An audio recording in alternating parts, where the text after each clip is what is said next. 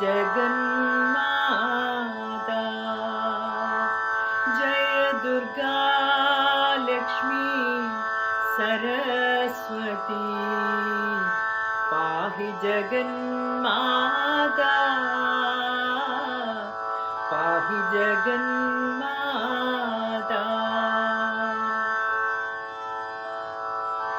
दुर्गे दुर्गे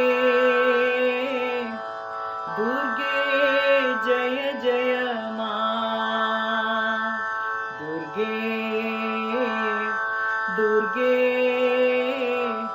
दुर्गे जय जय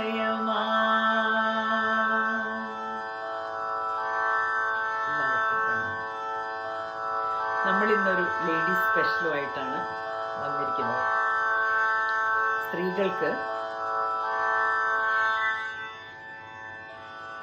സ്ത്രീകൾക്ക് ആർത്തവകാലത്ത് യൂസ് ചെയ്യാൻ പറ്റുന്ന കുറച്ച് ടിപ്സും കാര്യങ്ങളും കുറച്ചും കൂടി കാര്യങ്ങൾ മനസ്സിലാക്കാനും കൂടി ആക്കിത്തരാൻ കൂടി വേണ്ടിയാണ് വന്നിരിക്കുന്നത്.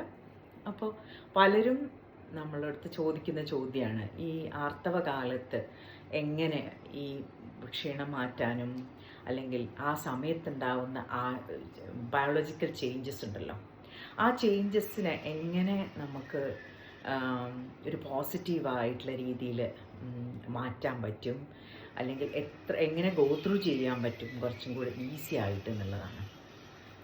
ഓവറോൾ എങ്ങനെ ആ സമയത്ത് എനർജി മെയിൻറ്റെയിൻ ചെയ്യാൻ പറ്റും എന്നുള്ളത്. കാരണം എന്താണ്, ആ സമയത്ത് ഒരുപാട് ഹോർമോണൽ ചേഞ്ചസ് വരുന്ന സമയമാണ്. അപ്പോൾ ഈസ്ട്രജൻ്റെ അളവ് വളരെയധികം കൂടും ആ സമയത്ത് ബോഡിയിൽ അല്ലേ. അപ്പോൾ അതെങ്ങനെ മറ്റുള്ള ഹാപ്പി ഹോർമോൺസിനെ എങ്ങനെ എഫക്റ്റ് ചെയ്യുന്നു, അതെങ്ങനെ മൂഡ് സ്വിങ്സിനെ എഫക്റ്റ് ചെയ്യുന്നു എന്നുള്ള കാര്യങ്ങളൊക്കെ നമ്മൾ മനസ്സിലാക്കി വെക്കണം. അപ്പോൾ ഇനി എൻ്റെ മകൾ +2 കഴിഞ്ഞു, കോളേജിൽ എത്തി. അപ്പോൾ ശ്രദ്ധിച്ചിട്ടുള്ള കാര്യമാണ്, ആ സമയത്ത് വളരെ ഇറിറ്റേറ്റഡായി, പെട്ടെന്ന് ദേഷ്യം വരും, ഇറിറ്റേറ്റഡാണ്, വളരെ ഇമോഷണലാവും. യൂഷ്വലി വളരെ ഈസി ആയിട്ട് ഹാൻഡിൽ ചെയ്യുന്ന സിറ്റുവേഷൻസ് ആ സമയത്ത് ഓവർവെമിംഗ് ആയിട്ട് തോന്നും, ഡിഫിക്കൽട്ടായിട്ട്, ഇറിറ്റേറ്റഡ് ആയിട്ട്, ദേഷ്യം വന്നിട്ടും ഇമോഷണലാവുന്നതും സങ്കടം വരുന്നതും പെട്ടെന്ന് കരയും. അങ്ങനെ ആ ഒരു സമയത്ത് വളരെ വ്യത്യസ്തമായ രീതിയിലാണ് കുട്ടികൾ പെരുമാറുന്നത്. ഇത് പ്രത്യേകിച്ചും ഇത് നമ്മുടെ മക്കൾക്ക് വേണ്ടിയിട്ടുള്ളതാണ്. കുട്ടികൾ, ടീനേജേഴ്സ്, ആ ഒരു പ്രായത്തിലുള്ള കുട്ടികൾക്കൊക്കെ ഒരു അഡോളസൻസ്, ആ ഒരു പ്രായമില്ലേ, അവർക്ക് അഡൾട്ട് ആയിന്നും മനസ്സിലാവുന്നില്ല, ആ ഒരു ചൈൽഡ്ഹുഡ് കഴിയുകയും ചെയ്തു. അപ്പോൾ ആ രണ്ടിൻ്റെയും ഇടയിൽ നിൽക്കുന്ന ഒരു പ്രായമുണ്ടല്ലോ. അപ്പോൾ അവർക്ക് ആ ഏജിലുള്ള കുട്ടികൾക്കൊക്കെ കുറച്ചും കൂടി കാര്യങ്ങൾ മനസ്സിലാക്കാനുണ്ട്. നമ്മുടെ കൾച്ചറിൽ ഈ പീരിയഡ്സിൻ്റെ ടൈം എന്ന് പറയുന്നത്, ആർത്തവകാലം എന്ന് പറയുന്നത്, അത് വളരെ വിചിത്രമായ രീതിയിലാണ് പ്ലേസ് ചെയ്തിരിക്കുന്നത് നമ്മുടെ സൊസൈറ്റിയിൽ, ആളുകളുടെ പെർസെപ്ഷൻ. പക്ഷേ എത്ര ബ്രില്യൻ്റായ രീതിയിലാണ് അത് ഡിസൈൻ ചെയ്തിരിക്കുന്നതെന്ന് കണ്ടാൽ നമുക്ക് അത്ഭുതം തോന്നും. പണ്ടത്തെ കാലത്ത് തറവാടുകളിലൊക്കെ എന്താ ചെയ്യുക, ആ 3 ദിവസം അല്ലെങ്കിൽ 4 ദിവസം അവർക്ക് മാറിയിരിക്കാനായിട്ട്, നമ്മളൊക്കെ തറവാട്ടിൽ ഒരു പത്തായപ്പുര എന്ന് പറഞ്ഞിട്ട് ആ ഒരു ഭാഗം അവർക്ക് മാറിയിരിക്കാനും റെസ്റ്റ് ചെയ്യാനും അതുവരെ എല്ലാം ഓടി നടന്ന് തിരക്ക് പണിയെടുത്ത് എല്ലാ കാര്യങ്ങളും മാനേജ് ചെയ്യുന്ന ഈ ഫീമെയിൽ ലീഡേഴ്സ്, ആ സമയത്ത് ഒന്നിനും അവൈലബിൾ ആയിരിക്കില്ല. അവർക്ക് ടോട്ടൽ മീ ടൈം അനുവദിക്കപ്പെട്ടിരുന്നു സൊസൈറ്റിയിൽ. ഇന്നത്തെ കാലഘട്ടം ഒന്ന് നോക്കൂ, എന്തെങ്കിലും മാറിയിട്ട് നമ്മുടെ സ്ത്രീകളുടെ ബയോളജിക്കലി ഒന്നും മാറിയിട്ടില്ല. അന്നത്തെ അതേ സ്ത്രീകൾ അതേപോലെ തന്നെയാണ് ഇന്നും. സ്ത്രീകൾക്ക് അർത്ഥമുണ്ട്, എല്ലാ കാര്യങ്ങളും ഒരേപോലെയാണ്. പക്ഷേ കാലം മാറിയത് എങ്ങനെയാ വെച്ചാൽ, സ്ത്രീകൾ കൂടുതൽ ജോലിക്ക് പോകാൻ തുടങ്ങി. അപ്പോൾ ഫാമിലിയിലുള്ള കാര്യങ്ങൾ മാത്രം നോക്കിയാൽ പോരാ, ജോലിക്കിടെ ടെൻഷനും സ്ട്രെസ്സും കൂടി വരാൻ തുടങ്ങി. ഇതെല്ലാം ഈ സ്ട്രെസ്സ് ഒക്കെ നല്ലോണം നമുക്ക് എക്സ്പീരിയൻസ് ചെയ്യാൻ പറ്റും ആ പീരിയഡ്സിൻ്റെ ടൈമിൽ, പെയിനായിട്ടും. അപ്പോൾ ടോട്ടലി കാര്യങ്ങളൊക്കെ മാറി. എന്താ ഇപ്പം ഉണ്ടായത്, സ്ത്രീകൾക്ക് ഇങ്ങനെ ഇരുന്ന് റെസ്റ്റ് എടുക്കാനോ അല്ലെങ്കിൽ ആ സമയത്ത് ടോട്ടൽ മീ ടൈം കിട്ടാൻ ഒരു നിവൃത്തിയില്ലാണ്ടായി ഇന്നത്തെ കാലഘട്ടത്തിൽ. അപ്പോൾ നമുക്ക് നോക്കാം ഇന്നത്തെ കാലഘട്ടത്തിൽ ഈ ഉള്ള സിറ്റുവേഷൻ വെച്ചിട്ട് നമുക്ക് എങ്ങനെ മാനേജബിൾ ആയിട്ടുള്ള ഒരു സമയമാക്കി മാറ്റാം. അപ്പോൾ ഇതിൻ്റെയൊക്കെ ഈ ഒരു സമയം എന്ന് പറയുന്നത് പ്രകൃതിയുടെ, നിങ്ങൾ നോക്കൂ, പ്രകൃതിക്ക് പോലും ഉണ്ട് ഒരു ആർത്തവ കാലം എന്ന് പറയുന്നത്. നമുക്ക് ഈ പൗർണമി ആ ഒരു സമയത്ത് പ്രകൃതിയിലുള്ള മാറ്റങ്ങൾ, അത് പ്രകൃതിയുടെ ആർത്തവകാലമായിട്ടാണ് നമ്മൾക്ക് ഋഷീശ്വരന്മാരൊക്കെ പറഞ്ഞു തരുന്നത്. അപ്പം ആ ഒരു സമയത്ത് എങ്ങനെയാണോ നമ്മൾ ഇത് ടോട്ടലി നമുക്ക് നമ്മുടെ ആ ഫെമിനിൻ എനർജീനെ നമുക്ക് സെലിബ്രേറ്റ് ചെയ്യാൻ പറ്റണം. അതൊരു തെറ്റായിട്ട് കാണുന്ന ഒരു സമൂഹമാണ് നമുക്ക് ഉണ്ടായിരുന്നത്. ഇന്നത്തെ കാര്യങ്ങളിൽ കുറച്ചൊക്കെ മാറ്റം വന്നെങ്കിലും അത് ആ ഒരു സമയത്ത് അതിനെങ്ങനെ കാണണം എന്നുള്ളത് നമുക്ക് ആരും പഠിപ്പിച്ചു തന്നിട്ടില്ല. പക്ഷെ നമുക്ക് പുറത്തൊക്കെ പോയി കഴിഞ്ഞാൽ മനസ്സിലാവും, ആളുകൾ വളരെ അവെയറാണ് ഇതിന്. PMS എന്ന് പറഞ്ഞിട്ട് ആ ഒരു സമയത്ത് സ്ത്രീകളെ ഡിസ്റ്റർബ് ചെയ്യില്ല. അത് വളരെ മനസ്സിലാക്കും. ഫാമിലിയിൽ തന്നെ ഏറ്റവും കൂടുതൽ പ്രശ്നങ്ങൾ ഉണ്ടാകുന്ന സമയമാണ് PMS ടൈം. കാരണം എന്താ, അതുവരെ ആ പീരിയഡ്സ് ആവുന്നവരെ ഈ സ്ത്രീകൾ എല്ലാ കാര്യങ്ങളും മാനേജ് ചെയ്ത് ചിന്തിക്കാൻ നന്നായിട്ട് പറ്റും. അല്ലാത്ത സമയത്തൊക്കെ ഈ സമയത്ത് ചിന്തിക്കാൻ ഒരു ഫോഗ് പോലെ, ബ്രെയിൻ ഫോഗ് പോലെ, ചിന്തകളൊന്നും ക്ലാരിറ്റി ഇല്ല. അപ്പോൾ ഈ നമ്മൾക്ക് ഈ സ്ത്രീകൾക്ക് എല്ലാവർക്കും ഉണ്ട് ആ ദേവി എനർജി. യാ ദേവി സർവഭൂതേഷു ശക്തിരൂപേണ സംസ്ഥിത നമസ്തസ്യൈ നമസ്തസ്യൈ നമസ്തസ്യൈ നമോ നമഃ. ആ ദേവി ശക്തി നമ്മൾ ഓരോരുത്തരിലും ഉണ്ട്. അപ്പോൾ ഈ ഒരു സമയം നമ്മൾ ആ ശക്തിനെ നമുക്ക് റെക്കഗ്നൈസ് ചെയ്യാം, നമുക്ക് അതിനെ സെലിബ്രേറ്റ് ചെയ്യാൻ പറ്റും. ഒന്ന് ആലോചിച്ച് നോക്കൂ, സൃഷ്ടി നടത്തുന്നത് അത്രയും ശക്തിയുള്ളവളാണ് സ്ത്രീ. അപ്പോൾ ഒരു കുഞ്ഞിന് ജന്മം നൽകി അതിനെ വളർത്തിക്കൊണ്ടുവരാൻ, ഓഫ് കോഴ്സ് അതിന് പുരുഷന്മാരുടെ പാർട്ടിസിപ്പേഷനും എല്ലാം ഉണ്ടെങ്കിൽ കൂടി ആ വളർത്തുക എന്നുള്ളത്, കുഞ്ഞിനെ മുലയൂട്ടി വളർത്തുക എന്നുള്ള ആ ഒരു കാര്യം ചെയ്യുന്നവളാണ് സ്ത്രീ. അപ്പം സൃഷ്ടി എന്നുള്ളത് ആ ദേവി എനർജി, പ്രകൃതി എന്ന് പറയുന്നത് അമ്മയുടെ വൂമ്പാണ്, ഗർഭപാത്രമാണ്. അപ്പോൾ ഈ ഒരു യൂട്രസിന്, ഈ ഗർഭപാത്രത്തിന് ഒരു എനർജി ഉണ്ട്. അപ്പം നമ്മൾ സ്ത്രീകൾക്ക് ആ എനർജി ഓൾറെഡി നമുക്ക് ബ്ലസ് ചെയ്തിട്ട് തന്നിട്ടാണ് വിട്ടിരിക്കുന്നത്. അതേപോലെ തന്നെ ശ്രീവിദ്യ ഉപാസനയൊക്കെ ചെയ്യുന്ന സ്ത്രീകൾക്ക് പുരുഷന്മാർ ചെയ്യുന്നതിനേക്കാളും 60% ഫാസ്റ്റർ ആയിട്ട് റിസൾട്ട് കാണാൻ പറ്റുമെന്നാണ് പറയാം. എന്താ കാരണം വെച്ചാൽ പുരുഷന്മാർക്ക് സ്ത്രീകളുടെ ആ ഒരു ജനറ്റിക് മേക്കപ്പിൽ തന്നെ ഉണ്ട് ദേവി എനർജി. അപ്പോൾ അവർക്ക് അതിനെ എൻഹാൻസ് ചെയ്യാൻ, പ്രാക്ടീസിലൂടെ, ഉപാസനയിലൂടെ എൻഹാൻസ് ചെയ്യാൻ കുറച്ചും കൂടി എളുപ്പമാണ്. അപ്പോൾ പക്ഷേ പുരുഷന്മാർക്ക് അതിന് ഡബിളായിട്ട് ഹാർഡ് വർക്ക് ചെയ്യേണ്ടി വരും. അപ്പോൾ എന്താ ഇതൊക്കെ പറഞ്ഞു വരുന്നത്, നമ്മൾക്കറിയില്ല നമ്മുടെ ദേവി എനർജി എത്രമാത്രം ഉണ്ടെന്ന്. അപ്പോൾ ഈ ആർത്തവകാലമൊക്കെ വരുന്ന സമയത്ത് അതിനെ നമ്മൾ റെസിസ്റ്റ് ചെയ്യാതെ, നമ്മൾ സാധാരണ എന്താ വെച്ചാൽ ആ സമയം വന്നു, ഇനി ഇത് അങ്ങനെ ഒരു ശപിച്ചും കൊണ്ട് ആ ഒരു സമയം റെസിസ്റ്റ് ചെയ്തും കൊണ്ടിരിക്കും. എന്താ ഉണ്ടാവുമെന്നറിയും, എല്ലാം പെയിനൊക്കെ ഇൻക്രീസ് ചെയ്യും, ഡിസ്കംഫർട്ട് ഇൻക്രീസ് ചെയ്യും. വാട്ട് എവർ റെസിസ്റ്റ് അത് പെർസിസ്റ്റ് ചെയ്യായി. അപ്പം എന്താ ചെയ്യേണ്ട ആ സമയത്ത് നമുക്ക് കംപ്ലീറ്റ്ലി ഡിഫറെൻ്റ് ആയിട്ടുള്ള ഒരു അപ്രോച്ച് എടുത്ത് ഒന്ന് പരീക്ഷിച്ച് നോക്കൂ. ഞാൻ എൻ്റെ മകൾക്ക് പറഞ്ഞു കൊടുക്കാറുള്ള കാര്യങ്ങളാണ് ഞാനിത് പറഞ്ഞത്. അപ്പം ഇതൊന്ന് പരീക്ഷിച്ച് നോക്കൂ എങ്ങനെയുണ്ട്.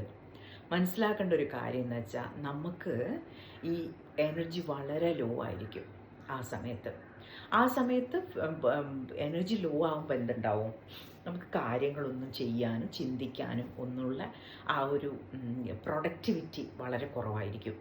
അത് മനസ്സിലാക്കിയിട്ട് എന്ത് ചെയ്യാം, നമ്പർ 1 ടിപ്പാണ്, prioritize and plan ahead of the time. എന്താണ് പറയുന്നത്, നമ്മൾക്ക് ഇമ്പോർട്ടൻ്റ് ആയിട്ടുള്ള കുറച്ച് കാര്യങ്ങളായിരിക്കും ഉണ്ടാവും ചെയ്യാൻ, അല്ലേ, നമ്മുടെ ടു ഡു ലിസ്റ്റിൽ. ഈ ഇമ്പോർട്ടൻ്റ് ആയിട്ടുള്ള കാര്യങ്ങൾ ഈ ഒരു സമയത്തിന് മുന്നേ ചെയ്ത് വെക്കാൻ പറ്റുമെങ്കിൽ ചെയ്യുക. എത്രത്തോളം അങ്ങനെയുള്ള കാര്യങ്ങൾ ചെയ്ത് അത് തീർക്കാൻ പറ്റുമെന്ന് വെച്ചാൽ അത് ചെയ്യാം.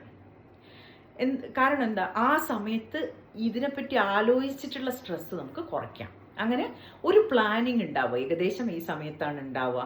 അതിനനുസരിച്ച് ചെയ്യാൻ പറ്റുന്നത്ര കാര്യങ്ങൾ നമുക്ക് എനർജി ഉള്ള സമയത്ത്, ഇതിന് മുന്നുള്ള ദിവസങ്ങളിൽ നിങ്ങൾക്ക് കാണാം. ഈ പീരിയഡ്സ് ആവുന്നതിന് കുറച്ച് മുമ്പ് വളരെ അധികം നമുക്ക് ഒരു ക്രിയാശക്തി കൂടുന്നതായിട്ട് കാണാം. അതൊക്കെ ദേവീശക്തിയാണ്. ഇച്ഛാശക്തി, ക്രിയാശക്തി, ജ്ഞാനശക്തി സ്വരൂപിണിയല്ലേ. അപ്പോൾ ആ എനർജിയൊക്കെ നമ്മളിലുണ്ട്. അപ്പോൾ ഈ സമയത്ത് ഈ ക്രിയാശക്തി കൂടുന്നതായിട്ട് കാണാം. അപ്പോൾ എന്ത് ചെയ്യാം? അത് നമ്മൾ റെക്കഗ്നൈസ് ചെയ്യണം. നമ്മൾ കുറേ ഡിഫിക്കൽട്ടായിട്ട് മാറ്റി വെച്ച കാര്യങ്ങൾ ഉണ്ടാവില്ല, അതിൽ ആ സമയത്താണ് ചെയ്യേണ്ടത് പോയിട്ട്. അപ്പോൾ ഇങ്ങനെയുള്ള ടു ഡു ലിസ്റ്റിൽ ഏറ്റവും പെട്ടെന്ന് ചെയ്യേണ്ട, പ്രയോറിറ്റൈസ് ചെയ്തിട്ട് ഏതൊക്കെ പ്രാധാന്യം അർഹിക്കുന്നു എന്നുള്ളത് നോക്കിയിട്ട് ഒരു കാര്യങ്ങൾ ലിസ്റ്റ് ഉണ്ടാക്കി ആ കാര്യങ്ങൾ ഈ ക്രിയാശക്തി കൂടുന്ന സമയത്ത് ചെയ്തു വെക്കാം. അപ്പോൾ ആ സമയത്ത് കഴിയുന്നത്ര എന്താണ്, മീ ടൈമാണ്. എല്ലാവരും പറയാറുണ്ട് മീ ടൈം. ഈ മീ ടൈം എന്ന് പറയുന്നത് ആ സമയത്ത് മാത്രം പോരാ. നമുക്ക് ഒരു ബോധം ഉണ്ടായിരിക്കണം, നമ്മൾക്ക് നമ്മളുടെ എനർജി പ്രിസർവ് ചെയ്യുന്നതും ഇതെല്ലാം ഒരു ഇൻഡിവിജ്വൽ ജേണിയാണ്. വേറെ ആരും നമുക്ക് വന്നിട്ട് പറഞ്ഞുതരാൻ പോകുന്നില്ല, ഹെൽപ്പ് ചെയ്യാനും പോകുന്നില്ല. നമ്മൾ തന്നെ കണ്ടുപിടിക്കണം എന്തൊക്കെയാണ് നമുക്ക് എനർജി കൂടുന്ന കാര്യങ്ങൾ എല്ലാം മനസ്സിലാക്കി വെക്കണം. അപ്പോൾ ഈ സമയം റെസിസ്റ്റ് ചെയ്യാതെ എന്നിലെ ദേവി എനർജിനെ ഞാൻ സെലിബ്രേറ്റ് ചെയ്യാൻ പോവാണ് എന്നുള്ള ഒരു കാഴ്ചപ്പാടിൽ അതൊന്ന് കണ്ടു നോക്കൂ. സെൽഫ് ലവിൻ്റെ സമയം, സെൽഫ് കെയറിൻ്റെ സമയമാവട്ടെ അത്. അപ്പോൾ ആ സമയത്ത് ആസ്ക് ഫോർ ഹെൽപ്പ്. ആരാ ഹെൽപ്പ് ഉള്ളത്? ചിലർക്കൊക്കെ വല്ലാത്ത പെയിൻ ഉണ്ടാവും. അങ്ങനെയൊക്കെയുള്ള സമയത്ത് മടി കൂടാതെ ഹെൽപ്പിന് ചോദിക്കാം. ഭർത്താക്കന്മാരോട്, ആരാ വീട്ടിലുള്ളത്, അമ്മമാരുണ്ടെങ്കിൽ അവരോട്, അല്ലെങ്കിൽ ആരുള്ളതെന്ന് വെച്ചാൽ ഒരു മടിയും കൂടാതെ ഹെൽപ്പ് ചോദിക്കാം. എന്നിട്ട് കാര്യങ്ങൾ കഴിയുന്നതും ചെയ്യേണ്ടതെല്ലാം ചെയ്ത് വെക്കുക ആ ഒരു സമയമാകുമ്പോൾ പറ്റുമെങ്കിൽ. പിന്നെ അടുത്തത് എന്താ, എങ്ങനെ എനർജി നമുക്ക് പ്രിസർവ് ചെയ്യാൻ പറ്റുന്നുള്ള ഈ കാര്യങ്ങളൊക്കെ ചെയ്താൽ തന്നെ കുറേ മെൻ്റൽ സ്ട്രെസ് കുറഞ്ഞു കിട്ടും. പിന്നെ എനർജി ഉണ്ടാവാനുള്ള കുറച്ച് ടിപ്സ് നമുക്ക് നോക്കാം എന്തൊക്കെയാണെന്നുള്ള. ഗ്രൗണ്ടിങ് കേട്ടിട്ടുണ്ടോ നിങ്ങൾ? ഏർത്തിങ് എന്ന് കേട്ടിട്ടുണ്ടോ? Connect with nature. നമ്മുടെയൊക്കെ എനർജീൻ്റെ മെയിൻ സ്രോതസ്സാവണം ആണ് സൂര്യഭഗവാൻ അല്ലേ.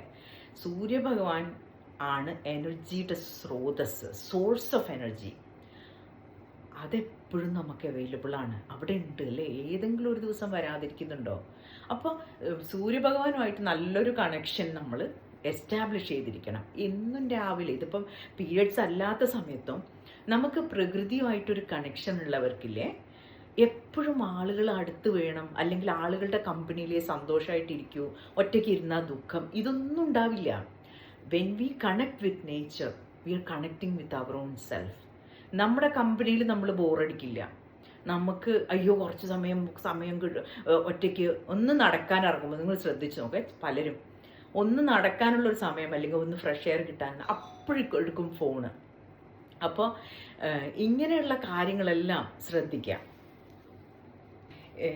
ഒരു വാക്കിന് പോയി വിചാരിക്കും, അപ്പോഴേക്കും ഫോൺ എടുക്കണം, സംസാരിച്ചുകൊണ്ടേയിരിക്കണം. അപ്പോൾ നമ്മളൊക്കെ ഒരിക്കലും ഒരു കോൺഷ്യസ് എഫേർട്ട് എടുക്കുന്നില്ല പ്രകൃതിയുമായിട്ട് കണക്ട് ചെയ്യാൻ. ഒക്കെ പോട്ടെ, ആ ഒരു സമയം ഒരു ഫ്രഷ് എയറോടുകൂടി രാവിലെ ഒരു മോർണിംഗ് വാക്ക് അത് ശീലമാക്കാൻ നോക്കൂ. കാരണം അത് വലിയ വ്യത്യാസം ഉണ്ടാക്കും നമ്മുടെ ജീവിതത്തിൽ, ഹെൽത്തിൻ്റെ കാര്യത്തിലും. ആ സൂര്യപ്രകാശം കിട്ടാതെ ഇപ്പോൾ പല പല അസുഖങ്ങളും കാണുന്നുണ്ട്. അപ്പോൾ വൈറ്റമിൻ ഡി, ആ സൂര്യപ്രകാശം, അത് നമ്മൾക്ക് ഡിപ്രഷനൊന്നും ഇല്ലാതെ നമ്മുടെ energy level, nervous system balance ചെയ്ത്.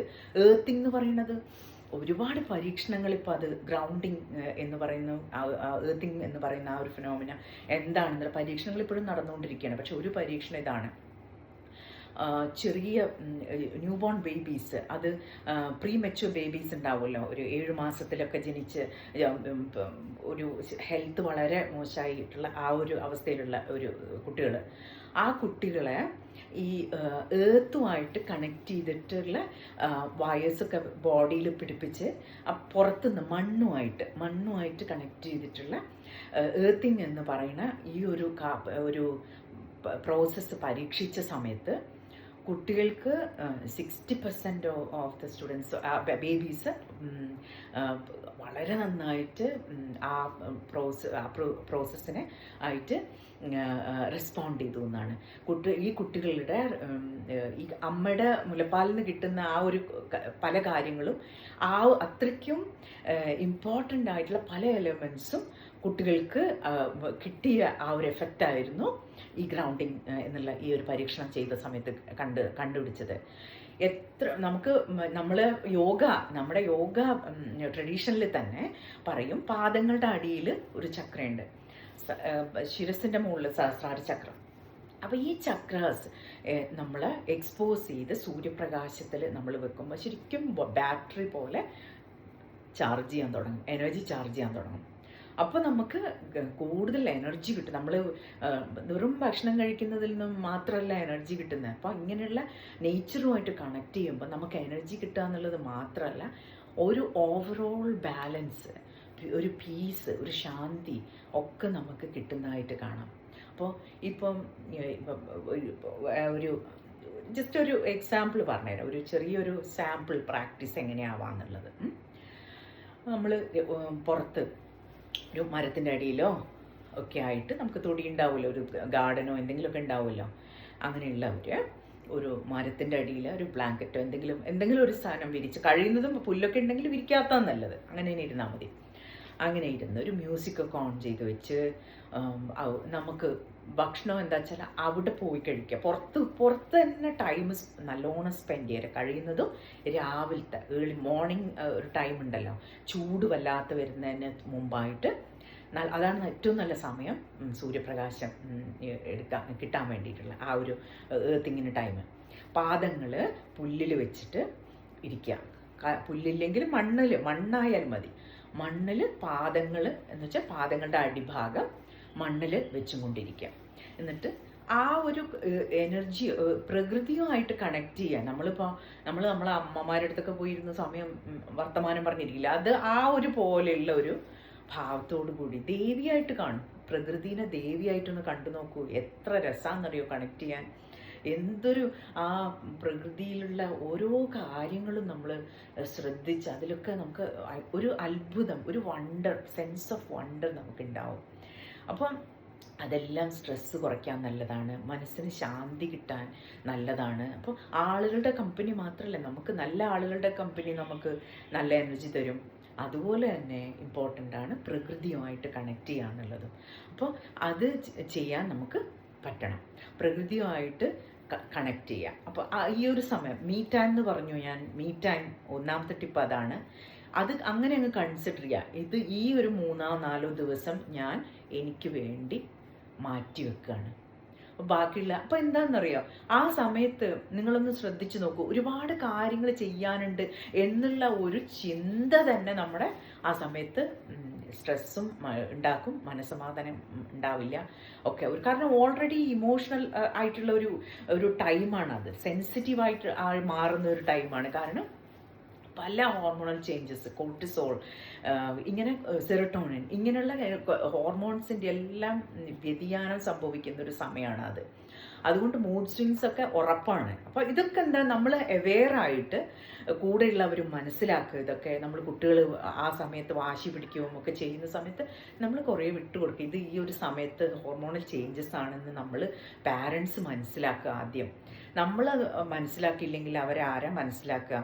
അപ്പോൾ അവർ സെറ്റ് ചെയ്യുന്ന സ്റ്റാൻഡേർഡ് ഇതായിരിക്കണം. നമ്മളാണ് കുട്ടികളെ പഠിപ്പിക്കുന്നത് എന്തൊക്കെ ടോളറേറ്റ് ചെയ്യണം.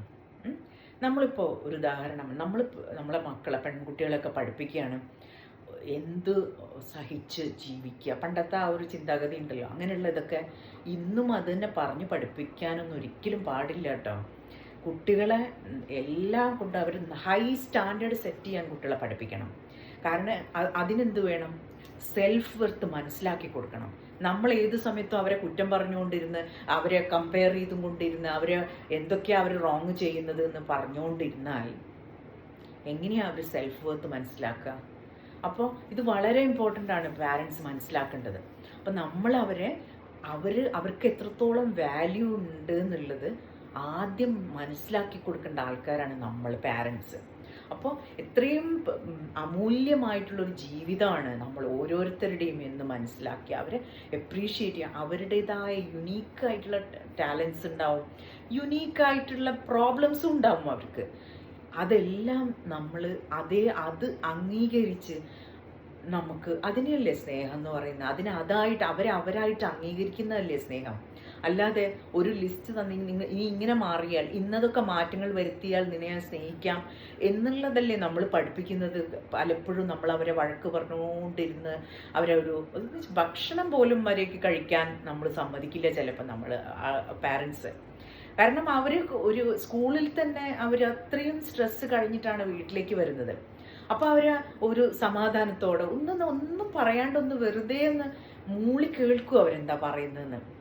എന്തുകൊണ്ട് പലരും പറയാറുണ്ട്, എന്തുകൊണ്ടാണ് കുട്ടികൾ സംസാരിക്കാത്തത് പാരൻസിനോട്? എന്തെങ്കിലും ഒന്ന് പറയാൻ തുടങ്ങിയാൽ അപ്പം പറയും, നമ്മൾ ഉപദേശം തുടങ്ങും. ഉപദേശം കേട്ട് വയ്യാണ്ടായി കുട്ടികൾക്ക്. നമുക്ക് യാതൊരു മാറ്റം വരുത്തൂ. ഉപദേശമൊക്കെ ഇഷ്ടം പോലെ ഇപ്പോൾ എല്ലാ സ്ഥലത്തും കിട്ടുന്നുണ്ട്. അപ്പോൾ ഈ കുറച്ചൊന്ന് മാറ്റം വരുത്തി ഒന്ന് മൂളി കേൾക്കൂ, ഒന്നും പറയണ്ട, ജസ്റ്റ് ലിസൺ. നമ്മൾ പഠിക്കേണ്ട ഒരു കാര്യം അത് പാരൻസ്. അപ്പോൾ പല കാര്യങ്ങളും അവർ വന്ന് പറയാൻ തുടങ്ങും, നമ്മൾ വെറുതെ മൂളിക്കേട്ടാൽ. അതിനല്ലേ ഇപ്പോൾ ആളില്ലാത്തത്. ആരും സംസാരിച്ച് ഒന്ന് പറയുന്നതൊന്ന് കേൾക്കാൻ ആരുമില്ല. അപ്പം നമുക്ക് തുടങ്ങാം, നമ്മുടെ മക്കളുടെ അടുത്ത് തുടങ്ങാം. അവർ പറയുന്നതൊന്ന് കേൾക്കൂ.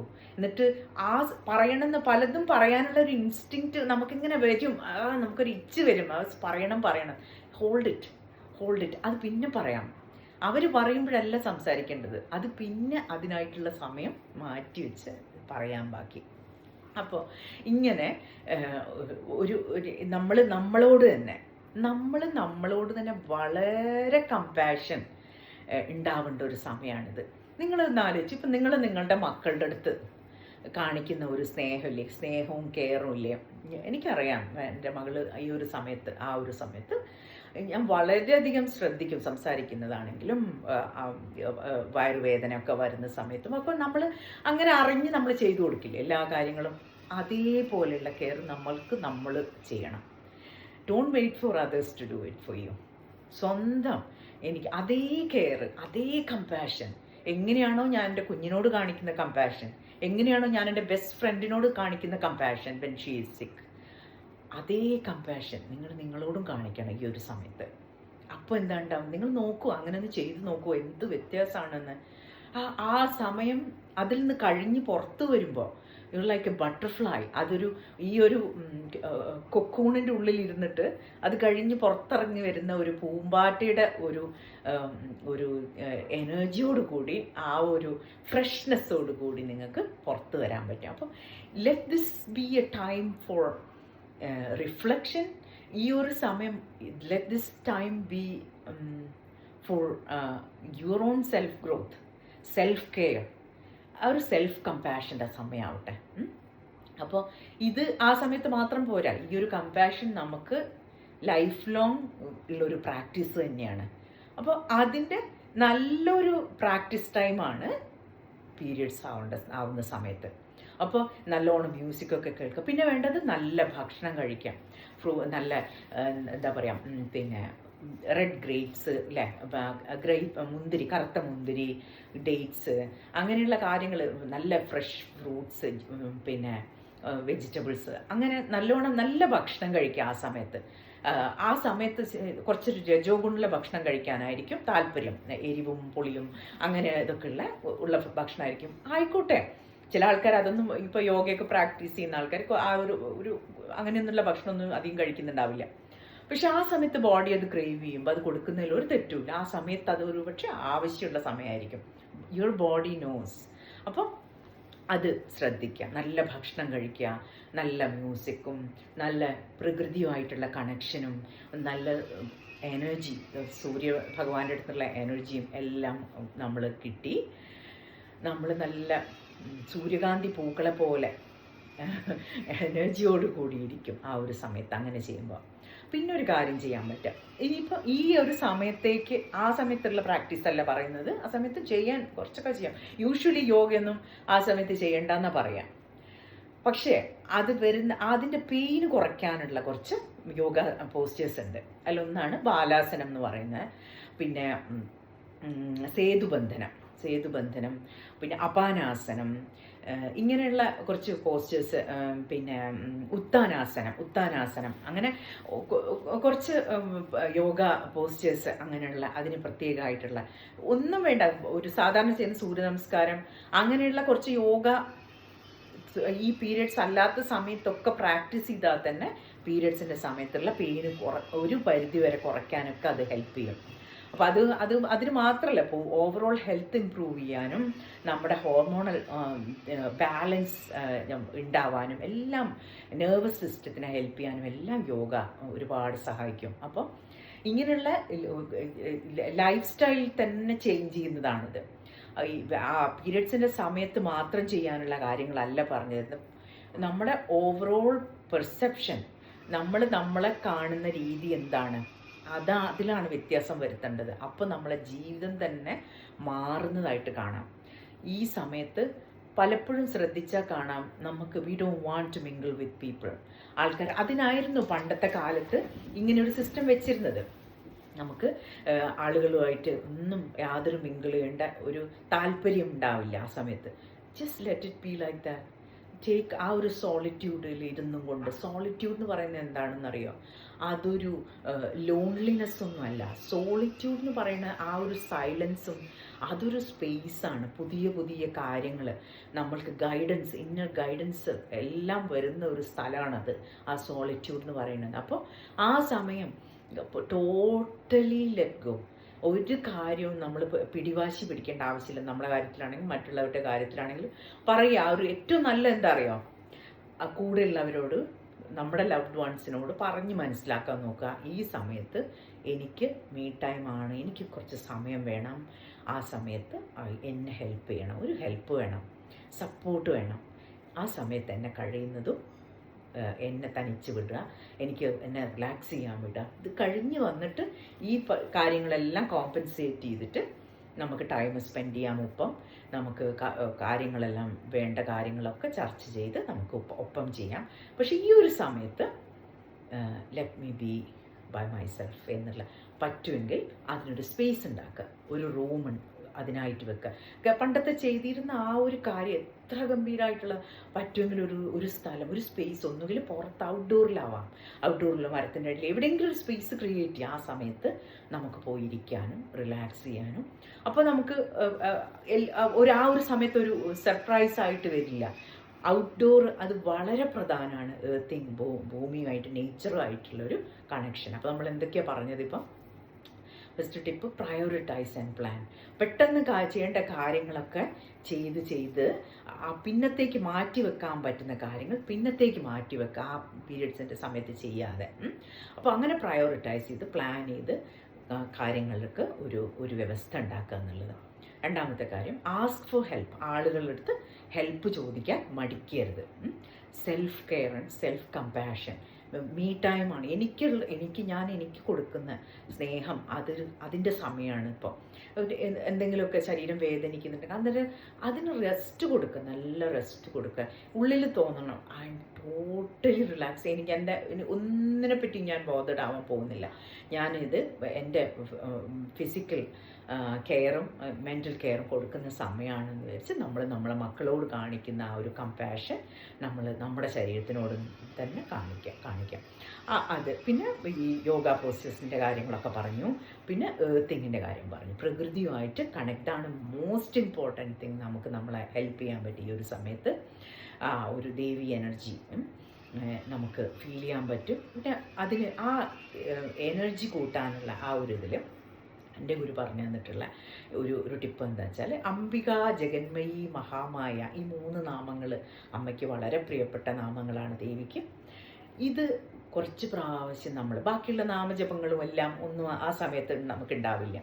മെഡിറ്റേഷൻ എന്താ വെച്ചാൽ ചെയ്യാം. പക്ഷേ ആ സമയത്ത് ചിലർക്കൊന്നും ആ ഒരു മെഡിറ്റേറ്റ് ചെയ്യാനുള്ള ആ ഒരു ക്വയറ്റായിട്ടുള്ള ആ ഒരു എനർജി ആയിരിക്കില്ല. ബോഡി വളരെ എന്താ പറയുക, റെസ്റ്റ്ലെസ് ആയിരിക്കും പലപ്പോഴും ഇങ്ങനത്തെ ഒരു സമയത്ത്. കാരണം ഹോർമോണൽ ഇംബാലൻസ് ഉണ്ടാകുന്നതുകൊണ്ട്.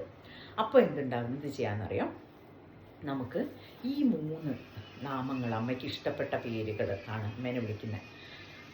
പ്രകൃതിയിൽ പോയിരുന്ന് നമ്മൾ പുറത്ത് മരത്തിൻ്റെ അടിയിലോ എവിടെയെങ്കിലും അങ്ങനെ പോയിരുന്ന് നമ്മൾ അംബികാ ജഗന്മയീ മഹാമായ, അംബികാ ജഗന്മയീ മഹാമായ, അംബികാ ജഗന്മയീ മഹാമായ, ഈ നാമങ്ങൾ കുറച്ച് സമയം, ഒരു 10 മിനിറ്റ് ഒന്ന് ചെയ്തിട്ട് കണ്ണടച്ചൊന്ന് കുറച്ച് സമയം ഇരുന്ന് നോക്കൂ.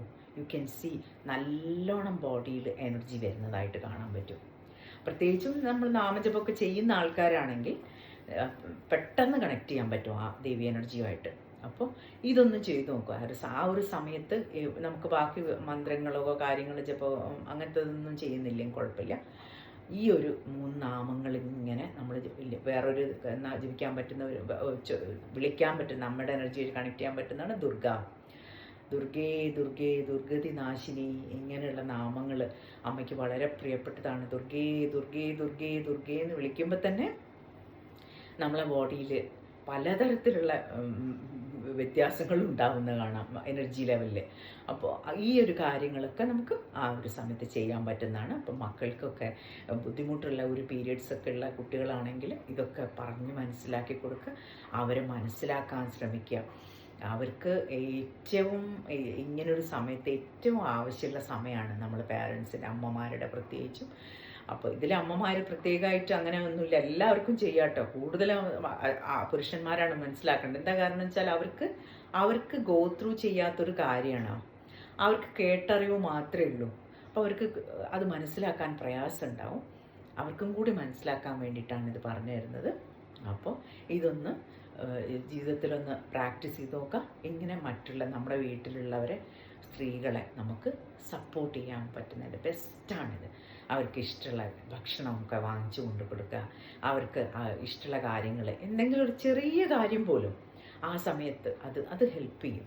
അപ്പോൾ നല്ല വാക്കുകൾ പറയുക, അവരെ സന്തോഷിപ്പിക്കുന്ന തരത്തിലുള്ള സംസാരിക്കുക, അപ്രീഷിയേറ്റ് ചെയ്യുക. അപ്പോൾ ഇതെല്ലാം ആ സമയത്ത് പ്രത്യേകിച്ചും ഒരുപാട് ഹെൽപ്പ് ചെയ്യും. അപ്പം എല്ലാവർക്കും സാധിക്കട്ടെ.